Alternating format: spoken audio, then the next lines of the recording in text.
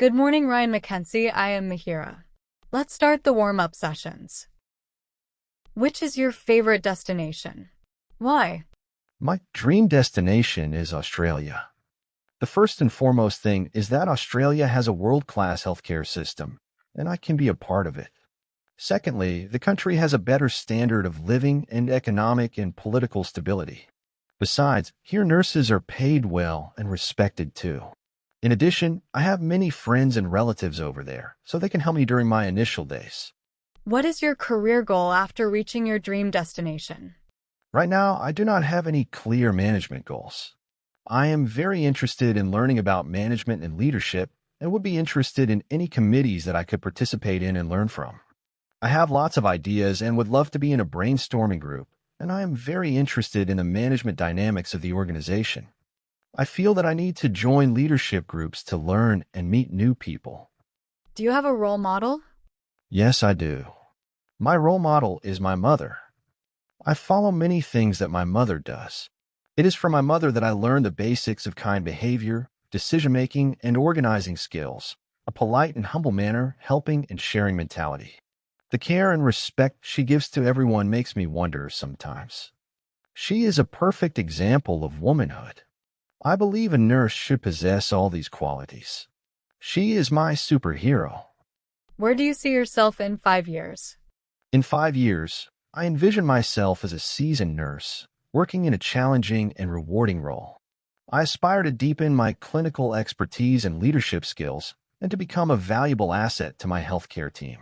I hope to be involved in mentoring and educating new nurses and to contribute to improving patient outcomes through evidence-based practice. Ultimately, I strive to make a positive impact on the lives of my patients and their families. What are the qualities that a nurse should possess? Of course, a nurse should possess a variety of qualities. First of all, she should possess excellent communication skills, which help them not only to gather clinical data, but also to maintain an effective relationship with other team members. Secondly, problem-solving and critical thinking skills are essential for nurses to deal with emergencies and difficult situations. Other qualities such as punctuality, dedication, honesty, and competency are also pivotal for nurses.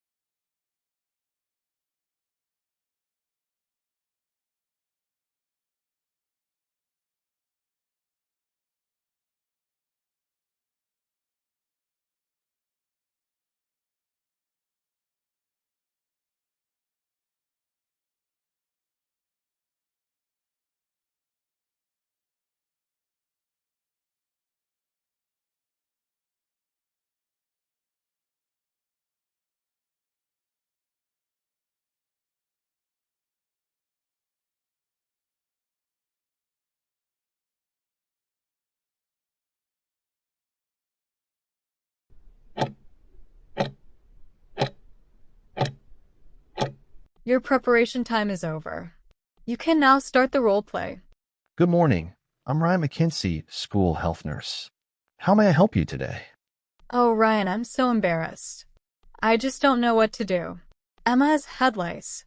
I found them this morning when I was braiding her hair for school.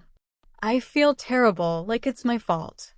I try so hard to keep her clean, and now this. I've never had to deal with anything like this before. Oh, please don't feel embarrassed or like it's your fault at all. Well, how may I address you? You can call me Mihiraa. Mihiraa, it's completely understandable why you'd be upset, but I want to reassure you that this is a very common issue, and we're going to get through it together. My main goal right now is to understand what's happening and then explain how we can effectively manage this. This helps me understand the situation so I can provide you with the most accurate and helpful information. Yes, it's definitely head lice. I saw a few tiny bugs moving, and then I saw these tiny white things stuck to her hair near the scalp. I think they're called nits. She's been scratching her head a lot lately, especially behind her ears and at the back of her neck. Sometimes, she wakes up in the middle of the night scratching. I've also noticed some small red bumps, almost like mosquito bites, on her scalp where she's been scratching. She's been a bit more irritable than usual too, and I thought it was just her being tired from school. Thank you for sharing those details, Mihiraa. It helps me get a clearer picture of Emma's symptoms. First of all, I want to assure you that head lice is a very common condition, and it's something that can affect anyone, regardless of how often hair is washed or how clean someone is. It's not a sign of poor hygiene at all, and it certainly doesn't mean you've done anything wrong as a parent. The good news is that head lice are entirely curable, and with the right approach, we can get rid of them effectively. Many families experience this at some point, so please be reassured that you're not alone. Now, regarding how head lice spread, Mihiraa, it's important to understand that they don't jump or fly from person to person. Instead, they primarily spread through direct head-to-head contact. This often happens during playtime, hugs, or activities where children's heads might touch. It's why they're so common in schools and closed-knit environments. Less commonly, they can spread through shared items like hats, brushes, or pillows, but direct contact is the main way they move from one person to another. Oh, really? That's a relief to hear. I just imagined everyone would think I'm a terrible parent. So, how do we get rid of them? I've heard about some shampoos, but I don't know which one to choose or how to use it properly. Is there anything else I need to do? That's a great question, Mihiraa, and I'm here to guide you through the treatment process. There are very effective strategies we can use. The most common and recommended approach involves using an approved lice-killing shampoo or treatment. These products are specifically designed to eliminate lice and their eggs, and they're readily available. It's really important to follow the instructions on the product packaging very carefully to ensure it works effectively. In addition to the treatment product, thorough wet combing with a fine-toothed nit comb is a crucial step. After applying the shampoo and rinsing, while the hair is still wet and conditioned, you can systematically comb through small sections of hair from root to tip. This helps to remove any remaining lice and nits eggs. It's a bit time-consuming, but it's incredibly effective when done meticulously. Repeating this combing every few days for a couple of weeks is often recommended to catch any newly hatched lice. Mihiraa, I hope this explanation of the treatment strategies is helpful. We want to make sure you feel fully supported through this. Do you have any other concerns or questions? I understand the shampoo part and the combing. It sounds like a lot of work, but I'll do whatever it takes.